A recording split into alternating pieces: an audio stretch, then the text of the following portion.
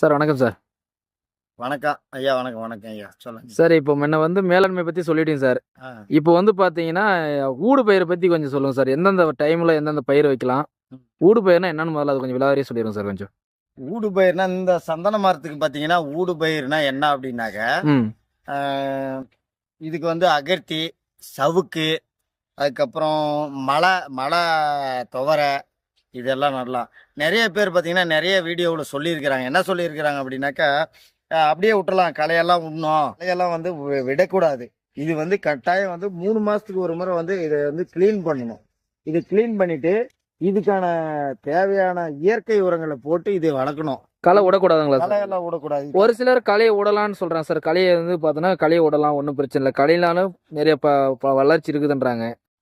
கண்டிப்பா அப்படியெல்லாம் கிடையாதுங்க. களையெல்லாம் விடுறதுனால என்ன ஆகுது அப்படின்னாக்க, மண் வளத்துல இருக்கிற களையிலே ஏறிக்குது. மண் வளத்துல இருக்கிற தேவையான இது சத்துக்கள் ஃபுல்லாவே களையில ஏறிக்குது. சரிங்க சார். இது குறிப்பிட்ட ஒரு இப்ப 3 வருஷம் ஆயிடுச்சு. ஆ. இதோட வேர் தன்மை பாத்தீங்கன்னா இங்க இருக்கும். அதாவது பாத்தீங்கன்னா 3 அடி வந்துட்டு இருக்கும். ஆ, ஆ. வேர் தன்மை சரிங்க சார். 3 அடிக்கு வந்திருக்கும். சரிங்க சார். சரிங்களா? இது வந்து ஆழமா போயிடும். ஆணி வேர் இது. ஓகே. இது வந்து பாத்தீங்கன்னா இந்த மாதிரி அவுத்தி, சவுக்கு இது மாதிரி இருந்து வேகமா வந்து அதாவது சத்து ஜாஸ்தியா இருக்கு இதுல. Okay sir. இதுல சீக்கிரம் வேகமா அதிவேகமா வளர்ற செடிங்களை வந்து வேகமா வளர்க்கணும்னா கண்டிப்பா கட்டாயமா வந்து பாத்தீங்கன்னா இது கொத்தி கிளீன் பண்ணி இதுக்கு தேவையான இது உரங்கள் கொடுத்தாவே ஆட்டோமேட்டிக்கா இது மூலியமா போயிடும். உரம்னா நாட்டு அதான் சொல்றது. மாட்டு சாணம், ஆ. ஆட்டு சாணம் 6 வருஷத்துக்கு ஒரு முறை கொடுத்தா போதுங்க. அது சரிங்க சார், சரிங்க சார். இல்லைங்க. இப்போ இந்த ஊடு பயிர் வந்து எந்தெந்த டைம்ல சார் வைக்கலாம்? எப்போ வைக்கணும் சார்? அது இந்த ஊடு பயிர் வந்து எந்தெந்த ஸ்டேஜ்ல எந்தெந்த பயிர் கொடுக்கலாம்? ஊடு பயிர் இந்த ஊடு பயிர் பாத்தீங்கன்னா இது பாத்தீங்களா இங்க பாத்தீங்கன்னா இந்த ஊடு பயிர் பாத்தீங்கன்னா இது கிட்ட இருந்து சக்தியை எடுத்து பாத்தீங்கன்னா நைட்ரஜன் பாஸ்பரஸ் இது பாத்தீங்கன்னா இது கிட்ட இருந்து எடுத்துக்கும். சரிங்க சார். இது நைட்ரஜன் பாஸ்பரஸ் எதுகிட்ட இருக்குன்னா இந்த அகத்தி, சவுக்கு, மலை துவரை இதுகிட்ட எல்லாம் வேகமாவே இருக்கு. சரிங்க சார். சரிங்களா? சரிங்களா? வேகமா எடுத்து இது வளரக்கூடிய இப்போ ஆரம்ப காலத்துல என்ன சார் கீரை நடுறோம் சார். இப்போ வந்து சென்டர்ல வந்து நடுத்தரத்துல என்ன சார் எந்த மாதிரி இப்போ ஒரு 1 இயர் ஆகுதுன்னு வச்சுக்கோங்களேன். இப்போ வந்து ஒரு குறிப்பிட்ட அளவுக்கு வந்து கீரையோட சக்தியை எடுத்து வளர்ந்துருச்சு சார் அது ஒரு சந்தன மரம்.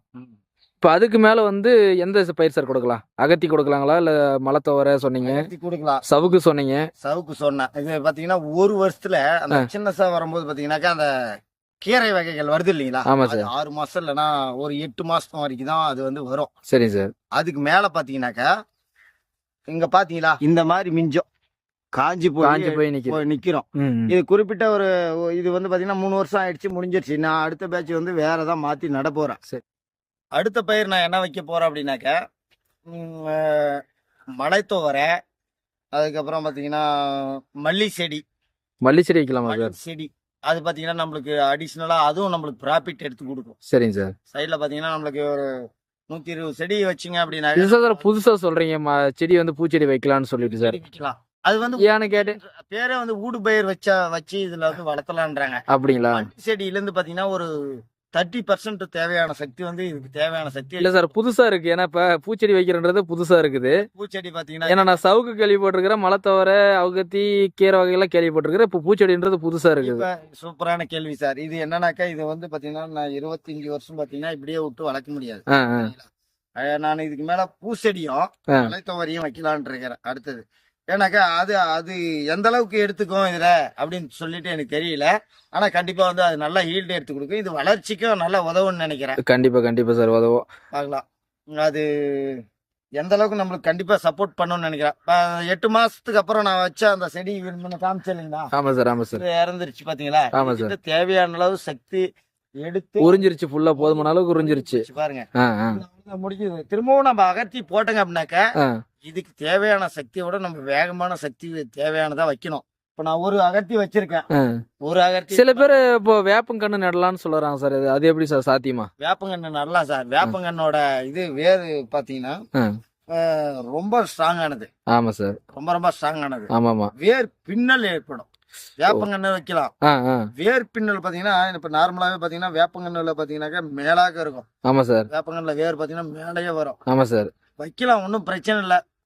ஆனா வேப்பங்கன்னு வந்து ரொம்ப பக்கமா வச்சிடாது. எவ்வளவு தொலைவு, எந்த டிஸ்டன்ஸ்ல சார் வைக்கலாம்? இந்த சென்டர்ல வைங்க. அங்க இப்ப அந்த மரத்துக்கும் அந்த மரத்துக்கும் 10 அடி கேப்பா சார் இது? 10 அடி கேப். ஆனா வேப்பங்கன்னு வச்சு நிறைய பேர் பாத்தீங்கன்னா வச்சு மேல வளர்ந்து போயிட்டு அதை கட் பண்ணி விட்டுறாங்க. ஆமா சார். வேர் மட்டும் போயிட்டா அதுக்கிட்ட அந்த தேவையான சக்தியை எடுத்துக்குது. சரிங்க சார். அந்த மாதிரி நான் இது வரைக்கும் வச்சதில்ல. ஆ. ஆனா கண்டிப்பா நான் அது வைக்கும்போது நான் உங்களுக்கு கண்டிப்பா வீடியோ போடுவேன். கண்டிப்பா சார். கண்டிப்பா அது சொல்றேன் உங்களுக்கு வீடியோவில் அது எந்த அளவுக்கு. ஏன்னா இப்போ நிறைய நம்ம சேனல்ல இருக்கிற ஆளுங்களுக்கு பார்த்தீங்கன்னா நிறைய பேருக்கு புரியணும் சார் அது. இப்போ ஏன்னா ஒரு சிலர்லாம் வச்சிருக்கிறாங்க. அது அவங்க அவங்களுக்கு கொஞ்சம் ஒரு யூஸ்ஃபுல்லா இருக்குல்ல அந்த வீடியோ. கட்டாயம் யூஸ்ஃபுல்லா இருக்கும். இதுல பாத்தீங்கன்னா நம்மளுக்கு ப்ராஃபிட் இருக்கணும் சார். இப்போ பாத்தீங்கன்னா அவுத்தி கொம்பெல்லாம் கண்டிப்பா ப்ராஃபிட் இருக்கு. இது இறந்துருச்சு. இது பாத்தீங்கன்னா இதை நான் வெட்டி கட் பண்ணி வந்து வச்சுக்குவேன். இது ஒரு கொம்பு பாத்தீங்கன்னாக்கா ஒரு குறிப்பிட்ட அளவுக்கு சேல் பண்ணிக்கலாம். ப்ராஃபிட் தான் அகத்தியம். இப்போ நீங்க சொல்றீங்க பாத்தீங்க வேப்ப மரம், அது குறைஞ்சது ஒரு 8 to 10 ஆண்டுகள் வளர்க்கணும். ஆமா சார். அந்த அளவுக்கு இருக்கும். கண்டிப்பா இயர்க்கு ஒன்ஸ் வந்து எனக்கு ஒரு 120 கன்று இந்த மாதிரி கிடைச்சதுன்னா போதுங்க. எனக்கு 1200 ரூபாய் இருக்கும். 10 ரூபாய் கொம்புனா. சரிங்க சார். பிரச்சனை இல்லை சார். இப்போ இந்த ஊடு பயிர் எந்தெந்த டைம்ல வைக்கலாம் சார்? ஊடு பயிர் ஐயா, அது ஊடு பயிர் பார்த்தீங்கன்னாக்கா 3-4 விதமா வைக்கலாங்க ஐயா. சரிங்க சார். இது எந்தெந்த மாதிரியான டைம்ல வைக்கலாம்னாக்கா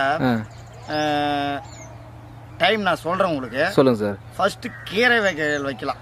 கீரை வந்து ஸ்டார்டிங் ஸ்டேஜ்ல இல்லையா? ஸ்டார்டிங் ஸ்டேஜ்ல வைக்கலாம். Okay sir. பிரச்சனை இல்லை. ஸ்டார்டிங் ஸ்டேஜ்ன்றது எப்படி அப்படின்னாக்கா இப்போ ஜனவரில இருந்து எடுத்துக்கோங்க. சரி. ஜனவரி மாசத்துல வந்து கீரை வகைகள் வைக்கலாம். சரிங்க சார். அப்புறம் இரண்டாவது கீரை வகைகள்லாம் ஒரு 3 மாசம் உங்களுக்கு தாங்கும். அவ்வளோதான். 3 மாசம் அவ்வளோதான்.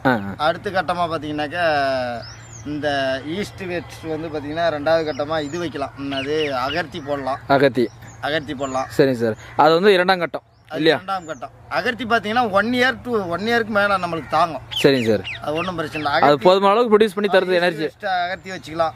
இந்த கீரை போன பிறகு பார்த்தீங்கன்னாக்கா அகர்த்தி வச்சுக்கலாம். சரிங்க சார். அதுக்கப்புறம் பார்த்தீங்கன்னாக்கா இது நான் ஈஸ்ட் வெஸ்ட் மலத்தோவரை இருக்குங்க. சரி. 3வது கட்டம் மலத்தோவரை இல்லையா? 3வது கட்டமாக மலத்தோவரை. பர்மனெண்ட் மரம்னு சொன்னால் இப்போ மலத்தோவரை வைக்கலாமா சார்? அது இல்லை பர்மனெண்ட் மரம் அப்படின்னு பார்த்தீங்கன்னாக்கா வேப்ப தாங்க பர்மனெண்ட் மரம். சரிங்க சார். அதுதான் பெஸ்ட்டு. வெயிலி தாங்கி வாழும். ப்ளஸ் இது பார்த்தீங்கன்னா எப்படி சொல்கிறது, எல்லா இதுலேயுமே வேப்ப வாழ்கிற இடத்துல இந்த சந்தன மரம் ஆட்டோமேட்டிக்காக வாழுன்னு நானும் கேள்விப்பட்டிருக்கேன் சார். சொல்லுங்கள். அந்த மாதிரி வேப்பம் இருக்கிற இடத்துல பார்த்தீங்கன்னா இந்த சந்தன மரமும் நீட்டாக வளரும். அது மட்டும் இல்லாமல் பார்த்தீங்கன்னா ரொம்ப வறட்சியான காலங்களில் நம்மளுக்கு அது வேப்ப மரம் வந்து ஒரு உறுதுணையாக நிற்கும். நான் நிறைய கேள்விப்பட்டிருக்கிறேன். கண்டிப்பா மரம் வந்து கண்டிப்பா வேப்ப மரம் இருக்கலாம். நான் இது வரைக்கும் எங்கேயும் நான் பார்த்ததில்ல. கண்டிப்பா அது வந்து இதுக்கு சப்போர்ட்டிவா இருக்கும், மோட்டிவேஷனா இருக்கும். அதாவது 5 அடிக்கு ஒரு கேப்ல வச்சுக்கோங்க. சரிங்க சார். சரி. சென்ட்ரலா 10 அடிக்கு வச்சு விட்டாக்கா வேப்ப வந்து பாத்தீங்கன்னா நிழல் வந்துருச்சு அப்படின்னாக்கா இந்த மரம் நிச்சு போயிடும். வளராது. ஆமா வளராது. ஊடு பயிரே வளரக்கூடாது இருக்காது. ஊடு பயிரை பார்த்தீங்கன்னா நாம் எதை நோக்கி போகிறோம், சந்தன மரத்தை வளர்க்கணுன்ற நோக்கி போகிறோம். ஆமாம் சார். வளர்ந்து போகட்டும், ஒன்றும் பிரச்சனை இல்லை. மேலே கிரௌத் வந்துச்சுனாக்கா கட் பண்ணி விட்டுட்டு அப்படியே வளர்க்கலாம். கராப் பண்ணி விட்டுருந்தது இல்லையா? தேவையான சக்திகளை வந்து வேப்ப மரத்துலேருந்து ஆட்டோமேட்டிக்காக பார்த்தீங்கன்னா சந்தன மரத்துக்கு எடுத்துக்கும். சரிங்க சார். அதாவது நிரந்தரமான ஒரு ஊடு பயிர் அது. சரிங்க சார். அது எதுக்காக நான் வந்து ரொம்ப டிஸ்டன்ஸில் வைக்க சொல்கிறோம்னாக்கா, ரொம்ப பக்கம் வச்சிங்கனாக்கா அதோட வேரோட பின்னி எல்லாமே டோட்டலாக இதாகிடும். சரிங்க சார். சரிங்களா? அதனால் ஒரு டிஸ்டன்ஸ் எட்டாவது வைக்கலாம். ஒன்றும் பிரச்சனை இல்லை சார். இந்த பாருங்கள், இந்த தொட்டியில் பார்த்தீங்கன்னா இந்த மாதிரி களைகள் நிறைய விட்டு வளர்க்குறதுனால என்ன ஆகுது, களையை நிறைய பேர் விட்டுருன்றாங்க. அதை விடுறதுனால என்ன ஆகுது அப்படின்னாக்க, அப்படியே கொஞ்சம் பக்கம் வாங்க. இங்கே பாருங்கள், இது வந்து கரையான் அடிக்குது, கரையான் அரிக்கப்படுது. அப்புறம் இந்த களையிலேருந்து பார்த்தீங்கன்னா பூச்சிகள் வந்து நிறைய வருது. பூச்சிகள் அடிக்குது. இங்கே பூச்சிக்கு வந்தால் என்ன சார் பிரச்சனை? பூச்சிகள் வந்தாக்க இந்த மாதிரி இங்கே நம்ம வெட்டி விட்டுருக்கோம் இல்லைங்களா? இந்த கிராவத்தை வந்து வெட்டி விட்டுருக்கோம். இது வழியாக வந்து பார்த்தீங்கன்னா இதுக்குள்ளார தூந்து இந்த முடிச்சுக்குள்ள கொஞ்சம் கொஞ்சமாக அரிச்சு இந்த மரமே பாதிக்கப்பட்டுரும். பின்னாடி ஃபியூச்சருக்கு அடிவாங்க.